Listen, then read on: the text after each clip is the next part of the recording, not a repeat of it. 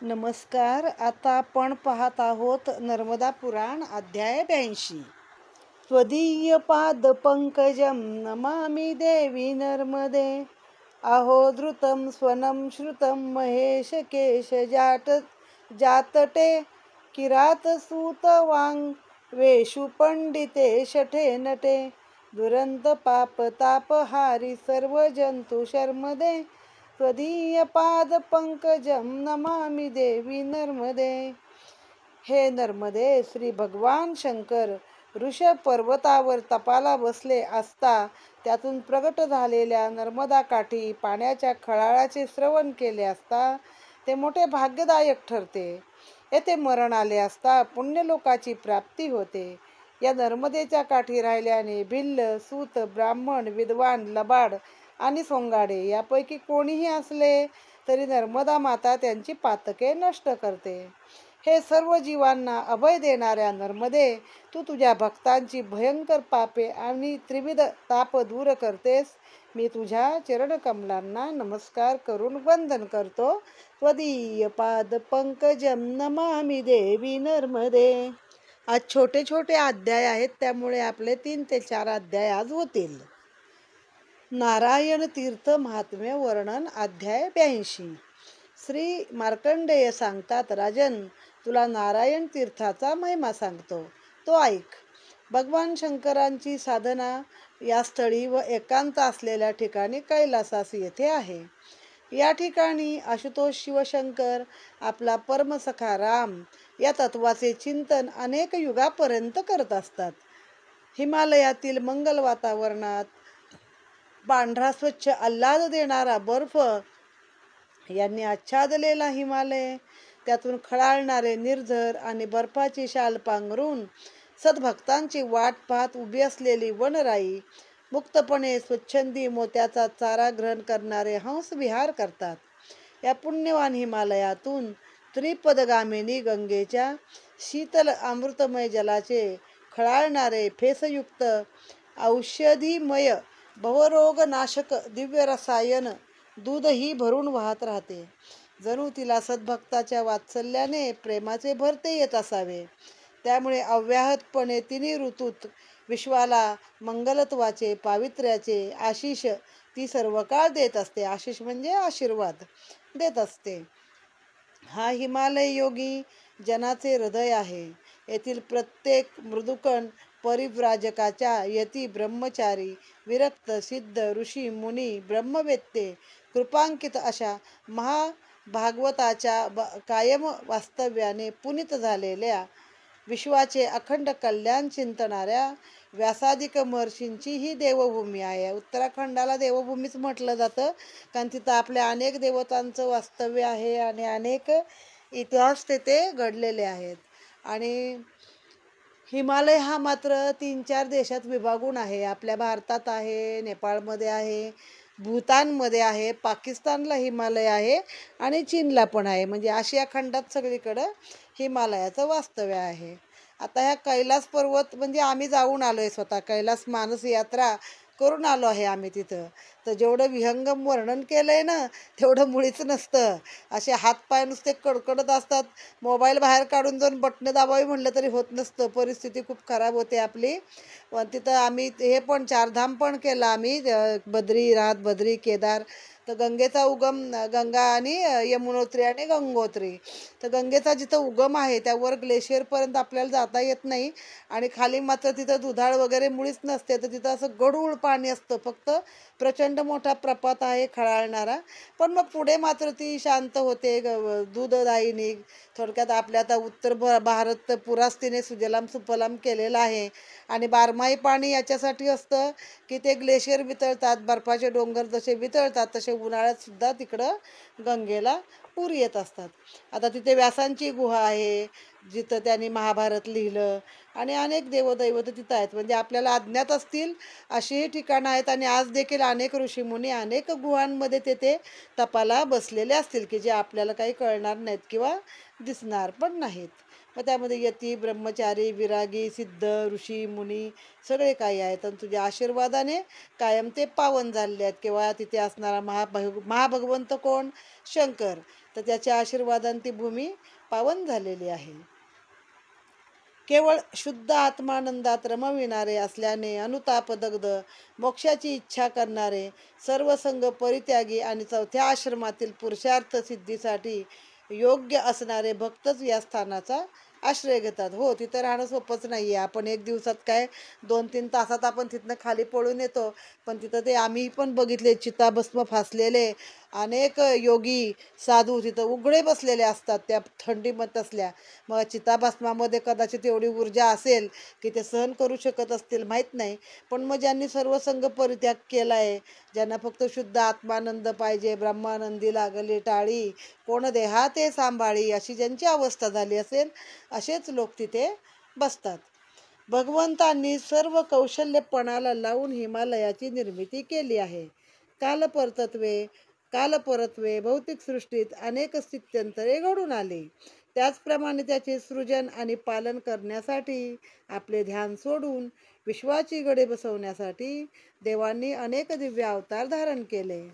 या अवतारांचे दरवेळी अवतार वैविध्य होते. वेगवेगळ्या प्रकारचे अवतार त्यांनी घेतलेत. आता विष्णूनेच आपल्याला माहिती, कधी मत्स्य, कधी कच्छ, कधी मत्स्य म्हणजे मत्स्य, वराह, वामन, परशुराम, नरसिंह, म्हणजे हे सगळे जवळजवळ पशु अवतार आहेत. किंवा ह्यातूनच मानवाची उत्क्रांती कशी होते हे देखील आपल्याला कळतं. आता जे विज्ञान सांगतंय तेच तेव्हा सांगितलंय. त्यांनी फक्त माकडापासूनच मानव झालेला दाखवलाय. पण ह्यामध्ये बरोबर आधी मत्स्य आहे, मासा, की ज्याला एक ह्याचा आहे म्हणजे पाय नाही, काय नाही.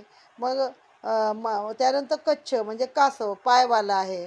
मग वराह जे पृथ्वीवरती चालू फिरू शकतं. वामन अवतार माणसाचाच आहे. परशुराम अवतार रागीट, अति रागीट आहे. नरसिंह अवतार नरसिंह म्हणजे अर्धा सिंह आणि अर्धा माणूस, असे अवतार आहेत. आणि मग राम आणि कृष्ण आहे. आपल्या दैवी गुण लीला सगुणात साकारतो. असाच भगवंताचा आणि भक्ताचा महिमा वाढवणारा, सकल सृष्टीला आनंद देऊन आनंद परब्रह्माकडे आकर्षित करणारा असा भगवान कृष्ण अवतार झाला. या अवतारात देव एकटे आले नाहीत, तर वैकुंठासह आपल्या भक्ताच्या घरी भक्ताचे प्रेम मिळवण्यासाठी आले. येथे देवाला प्राणप्रिय सखा अर्जुन मिळाला. सख्य भक्ती म्हटलं की अर्जुन. नवनिधा भक्तीचे जे अनेक प्रकार आहेत त्यातील एक सख्य भक्ती. तर अर्जुनाने सख्य केलं, पण अर्जुनाची तेवढी बरोबरी होती. असं कुणी कुणाशी मैत्री करू शकत नाही, आपल्या पातळीवरचीच मैत्री होते. तसं ते अर्जुनाची तेवढी योग्यता होती. या अवतारात देवांनी असंख्य लीला केल्या. भगवंताची प्रत्येक कृती श्लेषात्मक असून प्रत्येक कृतीचे अनेक अर्थ निष्पन्न होतात. म्हणून भक्तिशास्त्राच्या दृष्टीने त्यातील अनेक सिद्धांत भगवंतांनी स्वतः कृती करून स्पष्ट केले आहेत.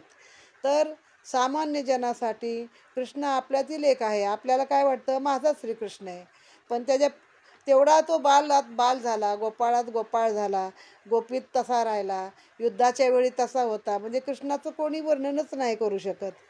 तो आपल्याशिवाय राहत नाही. तो आपल्याला घेऊनच अनेक खेळ खेळतो. हा भुलभुलैया बालकाला, तरुणीला, किशोराला, ललनेला म्हणजे स्त्रीला, साधारण ज्या वयात आहेत लग्न झालेल्या पण एक 25, 30, 35 पर्यंतच्या, तर योगियांना, तार्किकांना ठगवणारा आहे. सगळ्यांना ठगवतो. सगळ्यांना वाटतं माझाच आहे, माझाच आहे. तो कुणाचाच नसतो. या त्याच्या ठगवण्याला आबालवृद्ध फसले जातात. तर भगवंत ज्याच्या त्याच्या इच्छेप्रमाणे, वयाप्रमाणे, ज्ञानाप्रमाणे आनंद देतो. म्हणून या रूपाला वेदांतीही जाणू शकत नाहीत. ज्यांना सगळे वेद माहिती आहेत त्यांना पण कृष्ण काय ते कळलेलं नाही. तर सामान्य नास्तिकही आपले नास्तिक्य सोडून याच्या प्रेमात पडतो. हे त्याचे शुद्ध स्वरूप म्हणजेच त्याच्या संगतीत मिळणारा शुद्ध आनंद म्हणजेच अध्यात्मातला परमानंद होय. अर्थात जागृती अवस्थेत मिळणारा अनुभव आणि सुषुप्तीतला अनुभव एकच असल्याने सद्भक्तांना जाणविते, एकच असल्याचे सद्भक्तांना जाणविते. त्यामुळे निर्गुण उपासनेपेक्षा सगुण उपासना सोयीस्कर असल्याचे स्पष्ट होते. कृष्णामुळे तर लोकांना सगुण उपासनेचं खूपच वेड लागलं. कारण माणसासारखंच ना, आपल्या नटखटपणा आहे, नाच आहे, सगळंच आहे त्याच्यामध्ये. त्यामुळं परदेशी लोकसुद्धा कृष्णाच्या रूपाला भाळतात बघा. ते हरे राम हरे कृष्ण एवढं मोठं परदेशी लोक सगळे, आपण नाही पण ते लोक भगवद्गीता विकायला कुठे कुठे थांबलेले असतात. विश्व मग ठाई ठाई कृष्णरूप दिसल्याचा अनुभव येतो. तो आपल्याला तर नाही, आपण खूप खालच्या पातळीवरचे आहोत, पण यशोदेला एकदा सगळीकडंच कृष्ण दिसत होते. किंवा ते एक सतीचं वाण नावाचा एक जुना सिनेमा होता, ती शंकराची भक्त आहे. मग ती आता कोठे मिठे उपाय जेथे तेथे महादेव, सगळीकडे तिला पिंडच पिंड दिसत असते. तर ती झाला आपला ठाये ठाये दिसल्याचा आत्मसाक्षात्कार.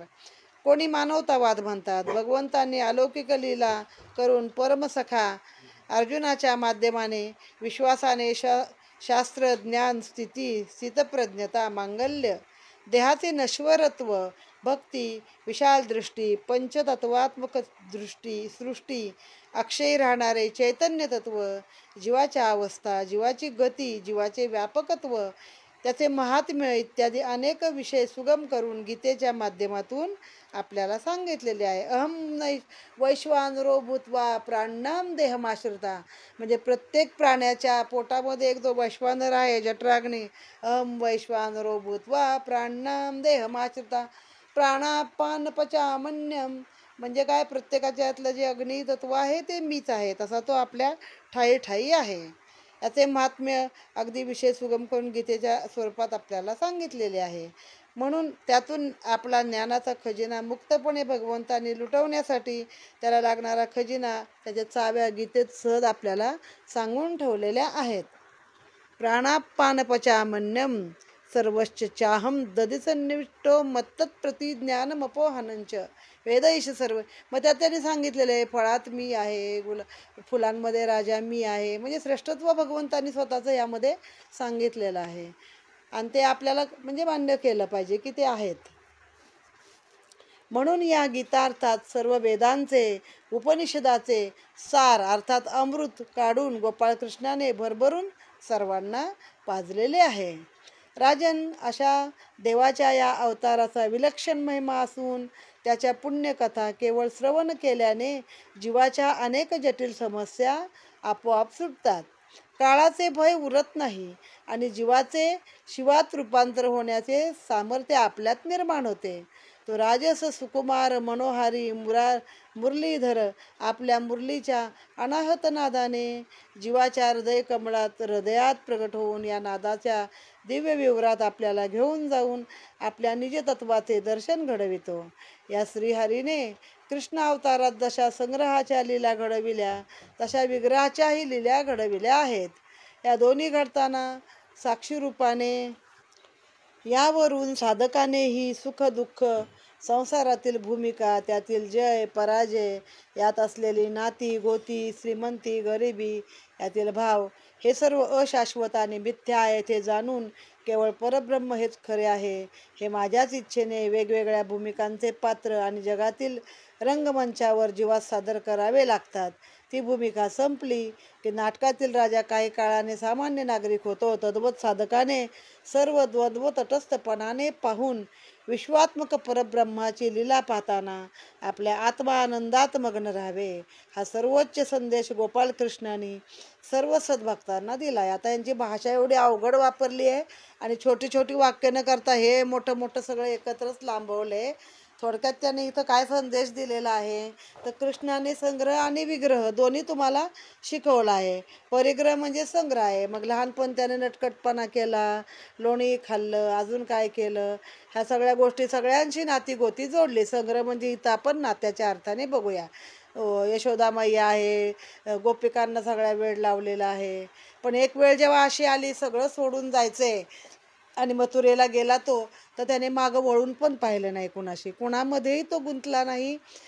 पुन्हा तो कधीही गोकुळात यशोदेला भेटायला गेला नाही. त्यानं त्यांची ख्यालीखुशाली विचारायला उद्धवाला पाठवलं पण तो गेला नाही. आणि गोपींचं पण तसंच होतं. त्या पण परब्रह्म अवताराच्या तेवढ्या योग्यतेच्या होत्या ना, त्या आपल्याशी थोडा रासलीला खेळणार आहे तो. त्यांच्याशी खेळला म्हणजे त्या तेवढ्या लायकीच्या होत्या. मग त्या मथुरेमध्ये दूध दही लोणी विकायला जात असत. मग आपलाच राजा आहे ना, आपल्याबरोबरच लहानपणी खेळलाय. आपल्याकडे एक नगरसेवक किंवा एखादा आमदार पदावर गेला आणि तो आधीची ओळख असली की हा आमचाच आहे, ह्याच्यावर आम्ही आमकं खेळले लगेच उभं राहू. पण त्या कधीही त्याच्या दरबारात जाऊन उभ्या राहिल्या नाहीत. आणि मग त्यांची अगदी शेवट भेट आहे जेव्हा यादवांची यादवी माजली. त्याच्या काही काळ आधी ते ग्रहण असतं, सूर्यग्रहण, आणि तेव्हा तो सगळ्यांना गाड्या घोड्या पाठवून बोलवून घेतो मग त्या एवढासा असताना घरातून गेला. त्यानंतर रुक्मिणीचं स्वयंवर झालं, 8 राण्या केल्या, अख्खं महाभारत घडलं किंवा बऱ्याच गोष्टी, बरेच युद्ध झाले. महाभारत नाही, ते नंतर घडले. हे सगळं असताना कृष्ण कधीही परत यशोदेला भेटायला गेला नाही. आपल्याला हे जमणार आहे का? तर हे सर्वसामान्य माणसानं पण केलं पाहिजे की कुठल्या गुंत्यात जास्त गुंतायचं नाही. सगळं आहे, माझं आहे, आपण परिग्रह करतो, छोट्या छोट्या गोष्टी अगदी जपून ठेवतो. पण अचानक जर बोलावून आलं तर आपलं सगळं जागच्या जागी राहतं. कुठलं काही निरापिरा करायला पण मिळत नाही, निर्वानिरव नाही की हे ह्याला हे त्याला काही नाही. मग ते आपण आधीच त्या मायामोहामध्ये न गुंतता साक्षी भावाने की जग एक रंगमंच आहे आणि हे मला कटपुतळी आहे, मी देवाने मला इथं पाठवलं आहे ह्या रंगमंचावर वावरायला, माझा एवढा वावर आहे, इथं माझा रोल संपला की मी याच्या बाहेर, असं केलं न गुंतता आपल्याला साक्षी भावाने जर आपण स्वतःचाच हे बघू शकलो, स्वतःची जीवनगाथा, तर तुम्ही म्हणजे हाच संदेश त्यानं ईश्वरानं इथं आपल्या सगळ्यांना दिलेला आहे. अशा या नारायणाने आपल्या यादव कुळाचा संहार करून नरनारायण रूपाने निजधामाला जाण्याची तयारी केली.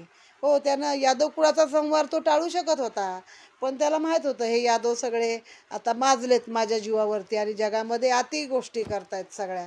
आणि मग ते कारण काय झालं ते माहिती आहे की सत्यभामेचा मुलगा सांब, जांबुवंतीचा मुलगा सांब, तो एकदा एका ऋषींची खोड काढतो आणि त्या ऋषींना हे करतो, मेलला साप त्यांच्या गळ्यात टाकतो का काहीतरी असं, तोंडाला काळा लावतो त्यांच्या.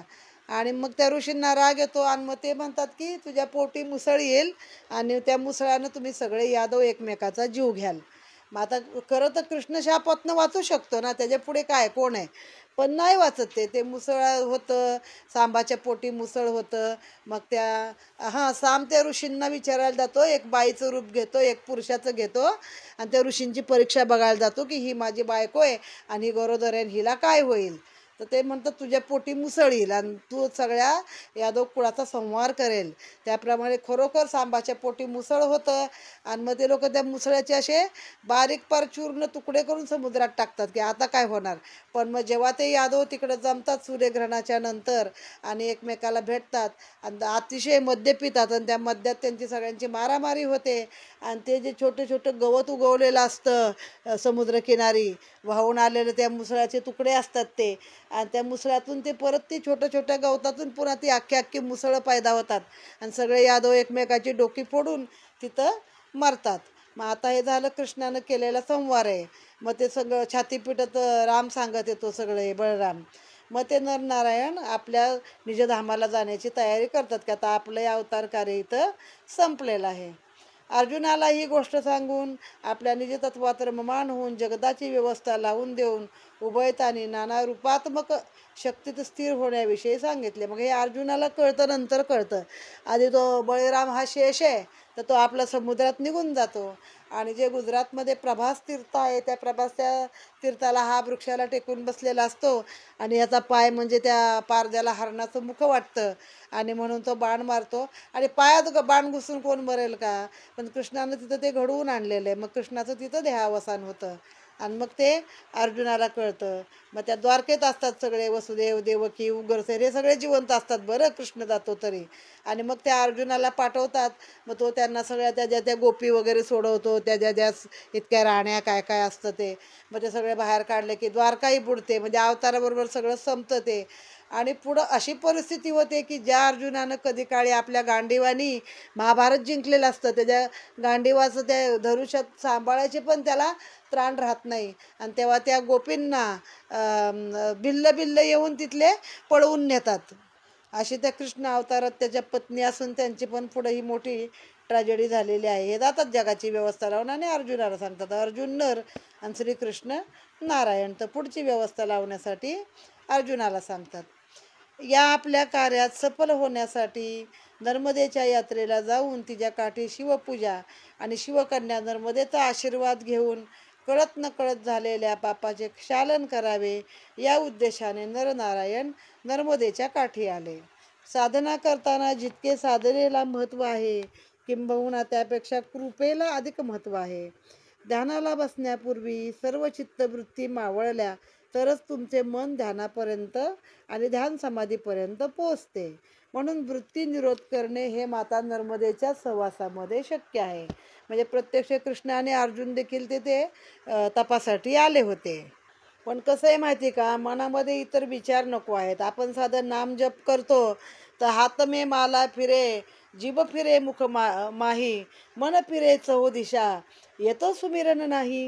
म्हणजे हातात माळ आहे ती फिरते मणी, देवाचं नाव घेतोय, जिभेनं घेतोय, पण मन कुठतरी त्या सेकंदामध्ये इकडून इकडं भरकटत असतं. तर मग त्या आपण समाधीपर्यंतही पोचत नाही आणि ते नाम घेण्याचा आपल्याला काही फायदा होत नाही. हा विचार करून उभयतांनी नर्मदेच्या काठी बराच काळ निवास केला. फक्त नर्मदा किनारी तुम्ही राहिलात आणि तिथं राहून जर तप केलं तर तुमच्या बाकीच्या सर्व भावभावनांचा निरोध होतो.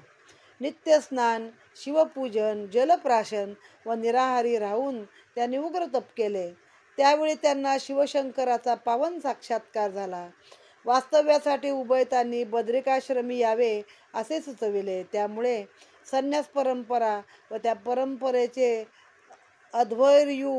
अध्वर्यू आपणच असाल असे म्हणून देवादिदेव महादेव अदृश्य झाले. वैराग्य शिरोमणी नरनारायणाने तेथे दिव्य शिवलिंगाची स्थापना करून त्या स्थानाचे महात्म्य द्विगुणित केले. माता नर्मदेच्या काठी केलेली साधना सफळ होते आणि शुद्ध ज्ञानाची प्राप्ती प्राप्त होते. असा ज्याचा अनुभव आहे तो देवांनीही घेतला. आजही सामान्य जनापासून ते सिद्धापर्यंत दिव्य अनुभव घेत असतात. आता त्या बद्रिकाश्रमात जाण्यापूर्वी ना एक आपल्याला रस्त्यामध्ये जागा लागते, ज्याला नरनारायणाचंच नाव दिलेलं आहे. आणि तिथं खाली थोडंसं उतरून असं जायला लागतं आपल्याला, एक 50-100 पायऱ्या. आणि त्याच्यानंतर असं तिथं ते एक हात सांगितला आहे त्यांनी. आधी पिंड आहे शंकराची, नरनारायण म्हटलं तरी, आणि तिथे एक हात आहे. आणि तो हात म्हणे जसा जसा क्षीण होणार, जसं जसं झीज होणार त्या हाताची, असं दगडी हात किंवा असं काहीतरी आहे, तर जसं जसं होणार तसं तसं ह्या पृथ्वीचं हे होणार, म्हणजे नष्ट होत राहणार हळूहळू, असं तेव्हा आम्हाला तिकडे सांगितलं होतं. तर नरनारायणाचा अवतार आहे आणि त्याचं ते स्थान पण तिकडं आहे. तेव्हापासून या तीर्थाचे विशेष महात्म्य आहे. जो या ठिकाणी येऊन नरनारायणाला पंचामृताने आणि शंकराला दुधाने अभिषेक करतात त्यांना संकल्प विकल्पाचे भय राहत नाही.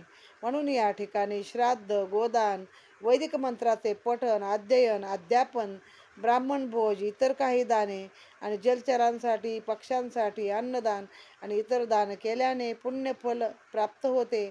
ऐहिक आणि पारलौकिक सुखाची प्राप्ती करून देते. असा हा नारायण तीर्थ नावाचा महात्म्य वर्णन करणारा अध्याय समाप्त झालेला आहे. नर्मदे हर. त्वदीय पाद पंकजम नमामि देवी नर्मदे. आता आपण पाहत आहोत अध्याय 83, प्रभास तीर्थ महात्म्य वर्णन. मार्कंडेय सांगतात, हे राजन, तुला प्रभास तीर्थाचा महिमा सांगतो. पूर्वी रवीची पत्नी प्रभा ही दैववंशाने आपल्या पतीच्या प्रेमाला पारखी झाली. तिचा आचार विचार पातिव्रत्य सुयोग्य पतिनिष्ठा असल्याने तिची अध्यात्मातील गती विलक्षण होती.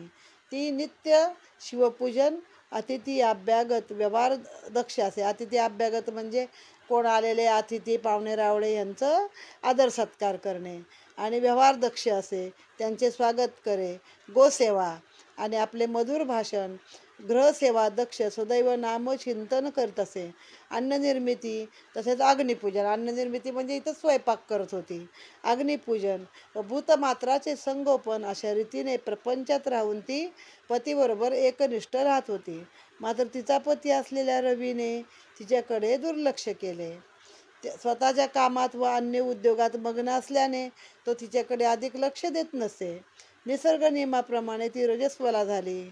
ऋतुकालानंतर तिने आपल्या पतीजवळ जाऊन भोगाची इच्छा केली, परंतु कामात व्यग्न असल्याने तो म्हणाला, यावेळी मी व्रतस्थ आहे, पुढील ऋतुकालात मी तुझी इच्छा पूर्ण करेन, असे वारंवार रवी म्हणाला होता.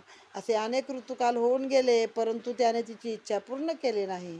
त्यामुळे ती दुःखी झाली आणि म्हणाली, पती कसाही असो, तो म्हातारा असो, कुरूप असो, बिनकामाचा असो, गुणरहित असो, आपल्याला इच्छित सुविधा पुरवत असो वा नसो, त्याच्या सुखदुःखात सहभागी होणे हा स्त्री धर्म आहे. याच्याकडून सुख मिळो वा दुःख, त्याच्याबद्दल नितांत श्रद्धा असली पाहिजे. परपुरुष कितीही चांगला असला, कितीही गुणी असला, तर तो कामभावाच्या भावनेने पाहता कामा नये. तो विष्ठेप्रमाणे वाटला पाहिजे, असे शास्त्र आहे. त्यामुळे अतिकारुण्याने युक्त होऊन प्रभेने उमाशंकराची कठोर तपश्चर्या करण्यास सुरुवात केली. नर्मदा किनारी राहून तिने अति उग्र तप केले. निराहारी राहून आपले शरीर कृश केले. तिच्या या पातिव्रत्यावर प्रसन्न होऊन उमापती नंदीवर आरूढ होऊन माता पार्वतीसह प्रगट झाले. तिच्या पावित्र्याची आणि मंगलत्वाची आभा सर्वत्र पसरली होती. त्या तेजोवलयाने नर्मदा काठी हजारो दिवे लागले. त्या तिच्या पुण्यप्रभावाने माता नर्मदा, माता पार्वती संतुष्ट झाली. शिवशंकरांनी स्मितहास्य करून अमृतदृष्टीने तिच्याकडे पाहिले. दृष्टी पडताच केवळ हाडे राहिलेली आणि वाळून गेलेल्या लाकडाच्या सालीप्रमाणे धुरकट कातडी झालेली प्रभा सुकुमार, अतिसुगंधित, अतिसुंदर आणि सौंदर्य संपन्न अशी झाली. प्रसन्न अंतःकरणाने पौराणिक मंत्राने वाक्पुष्पे उभयताच्या चरणावर तिने समर्पित केली. पार्वती म्हणाली, हे प्रभे, किमर्थ कठोर तप केले? प्रभा म्हणाली, आई, तू सर्वज्ञ आहेस. माझे पती प्राणनाथ यांची कृपा माझ्यावर होत नाही, म्हणून मी दुःखी आहे. तात्काळ महादेवाने तिचं मर्म लक्षात घेऊन रवीचे स्मरण केले. हात जोडून तो तात्काळ सेवेत हजर झाला. किंचित वय उंचावून चढत्या आवाजात पार्वती म्हणाली, हे सूर्या, पत्नी ही सधर्मचारिणी आहे, हे तू विसरलास कसा? तिचा प्रतिपाळ आणि तिच्या भौतिक गरजा पूर्ण करून धर्मप्राय आचरण करावे हेच तुझे कर्तव्य आहे, याचा तुला विसर पडला काय? तू काही विचार न करता या प्रभेचा सांभाळ कर. त्या क्षणी रवीने उभयतांना नमस्कार केला. ते दोघे अति आनंदित झाले. उभयतांनी भक्तवत्सल शिवशंकराच्या शिवलिंगाची स्थापना केली. तिच्यामुळे तीर्थाला विशेष महत्त्व प्राप्त झाले आहे. जे या ठिकाणी स्नानादी कर्मे करून शिवाचे पूजन करतील, त्याला मनाप्रमाणे पत्नी आणि कुमारिकांना मनासारखा पती मिळतो. मोक्षार्थींना सायुज्य पदाची प्राप्ती होते. हे तीर्थ कृष्णाच्या पदकमलाने पुनीत झालेल्या प्रभास क्षेत्रासारखेच पुण्य प्रदान करते. म्हणजे गुजरातमधलं प्रभास वेगळं आहे, नर्मदेतलं प्रभास तीर्थ वेगळं आहे की काय माहिती, कारण हे मध्य प्रदेशात येतं. आणि या प्रभेविषयी मी असंही ऐकलं एक कुठेतरी की तिला सूर्याचं तेजच सहन होत नव्हतं, मग तिला त्याचा त्रास व्हायचा, म्हणून पण ती जाऊन तपाला बसली होती, असं पण मी काही ठिकाणी वाचलेलं आहे. तर ह्या क्षेत्रासारखे पुण्य आहे, म्हणून या तीर्थाचे विलक्षण महात्म्य आहे. असा हा प्रभास तीर्थ महात्म्य वर्णन नावाचा अध्याय येथे समाप्त झालेला आहे. नर्मदे हर. त्वदीय पाद पंकजम नमामि देवी नर्मदे. आता अध्याय 84, कोहन तीर्थ वर्णन. श्री मार्कंडेय सांगतात, राजन, तुला कोहन तीर्थाचा महिमा सांगतो. ब्रह्मदेवाने गुणविभागशा चतुर्थ वर्ण निर्माण केले.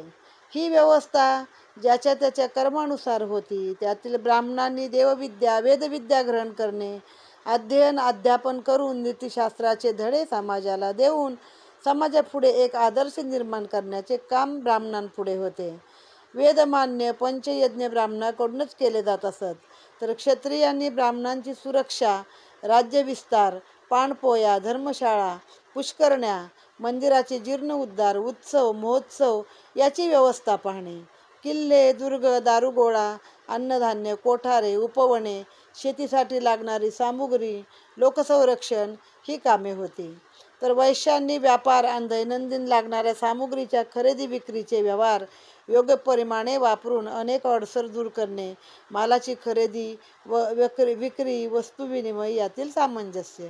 आणि शूद्रांनी गावातील तिन्ही वर्णाची सेवा, स्वच्छता, वनीकरण, मेलेल्या जनावराची व्यवस्था लावणे, मत्स्यपालन, पशुपालन, शेती, सुरक्षा, हेरगिरी, रस्त्यांची व्यवस्था, दुर्ग बांधणे, कडी, पेव, विहिरी इत्यादी कार्यात मदत करणे इत्यादी कामे एका सुयोग्य व्यवस्थापनेसाठी करण्यात आली होती. धर्मनिहाय अर्थात कोणावरही अन्याय होणार नाही आणि सर्वांचा सन्मान राखला जाईल अशा रीतीने इमानीद्वारे सेवा करणे हे प्रत्येक वर्गीयाचे कर्तव्य होते. यालाच धर्म म्हणतात. धर्म म्हणजे जात नव्हे.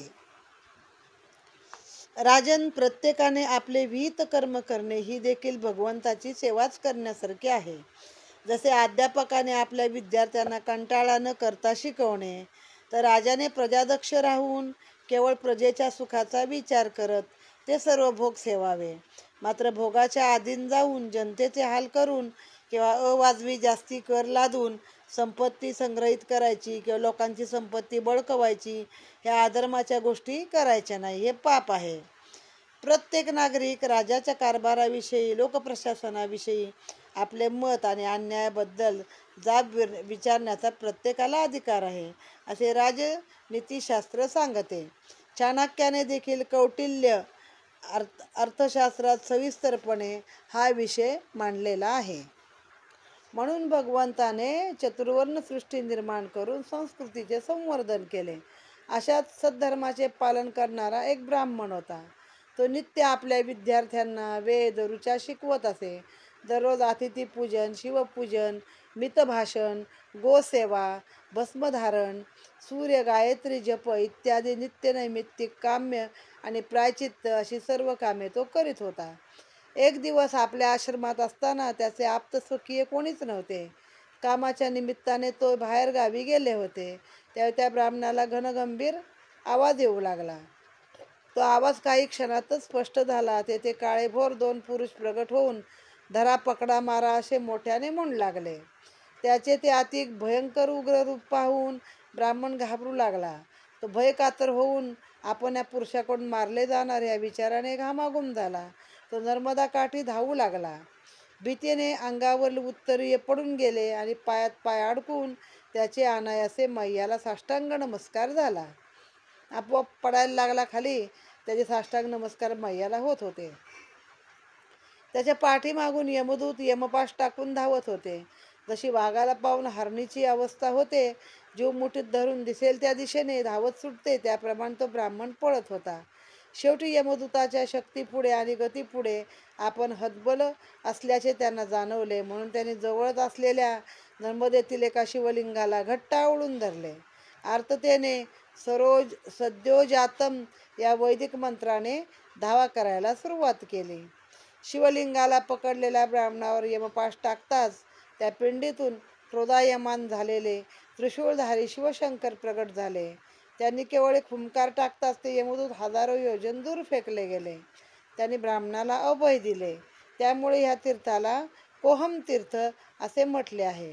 भक्तवत्सल शिवशंकरांनी आपले गंडांतर दूर करून उरलेले आयुष्य भगवन चिंतनात आणि तपाचरणात घालवून जीवनाचे सार्थकत्व करण्यासाठी दिले आहे, असा बोध होऊन त्याने नर्मदा काठी तप केले. दुर्लभ अशी कृपा प्राप्त करून घेतली. जे भक्त या ठिकाणी स्नान दान करतात, शिवशंकराचे अतिहर्षाने मनापासून पूजा करतात, त्यांना अपमृत्यूचे भय नाही. त्यासाठी तर इथं जाऊन कोहम तीर्थावरती पूजा करायची. सोहम कोहममध्ये एक सांगितलं जातं एकदा की जेव्हा जीव जन्माला येतो ना, तेव्हा तो सोहम सोहम म्हणत असतो. म्हणजे देवा मला ह्यातनं सोडव, देवा मला ह्यातनं सोडव. गर्भाशयात पण आतमध्ये नरकातच पचलेला असतो ना. आणि जेव्हा तो जीव बाहेर येतो तेव्हा तो रडतो ना, पोर केहा केहा करून, तर ते कोहम कोहम म्हणतं. मी कधी म्हणालो, मी कधी म्हणालो. म्हणजे जीव लगेच विसरून जातो देवाची कृपा की आत्ता तर ह्याने मला सोडवलंय. तर कोहम शब्दाचा हा पण एक अर्थ आहे. आणि इथं एक कोहम तीर्थ म्हणजे त्या ब्राह्मणाला शंकरांनी वाचवलं ना अपमृत्यूपासून, तर मग इथं स्नानदान वगैरे करायचं तर अपमृत्यू होत नाहीत. अजून एक अपमृत्यू टाळण्यासाठी एक विधी आहे, एक ती मी सांगते. ह्याला दिवाळीमध्ये जी धनत्रयोदशी असते त्या दिवशी कणकीचे 13 दिवे करायचे. कणकीत थोडी हळद टाकायची, त्याचे दिवे करायचे, त्या प्रत्येकाला वाद घालायची आणि संध्याकाळी तिन्ही संध्येला दक्षिण दिशेकडे तोंड करून ते दिवे ठेवायचे. आणि मग ते आम्ही तर घराच्या बाहेरच ठेवतो उंबऱ्याच्या दक्षिणेकडे तोंड करून. आणि नंतर ते परस्पर गाईला वगैरे किंवा पाण्याच्या ठिकाणी सोडून द्यायचे. आणि त्याचा एक मंत्र आहे की जिथं माझ्या ह्याला अपमृत्यू होऊ नये. मंत्र माहीत नसला तरी अशीच यमाची प्रार्थना करायची की हे यमदेवा, माझ्या घराण्यातील कोणालाही अपमृत्यू येऊ नये. आणि घराच्या बाहेर पडताना पण एक मंत्र आहे, देवापुढे हात जोडून म्हणायचा तो, अंजनी सुत हनुमानम रक्षतू रक्षतू रक्षतू स्वस्ती. हे 5 वेळा म्हणायचं. आम्ही नेहमी कुठल्याही प्रवासाला जाताना हा मंत्र म्हणूनच घराच्या बाहेर पडतो. आणि सुदैवाने तो आपली पाठराखण करतो. त्याला सोबत या म्हणायचं. तर ह्या गोष्टी आपण पाळल्या तर आपला चांगला आहे, आपल्या चांगल्यासाठीच आहेत. अशा रीतीने माणसाची आध्यात्मिक उन्नती चांगली होते. आध्यात्मिक उन्नती होण्यासाठी म्हणून या तीर्थाचे महत्त्व खूप आहे. असा हा पोहन तीर्थ नावाचा वर्णन करणारा अध्याय येथे समाप्त झालेला आहे. नर्मदे हर.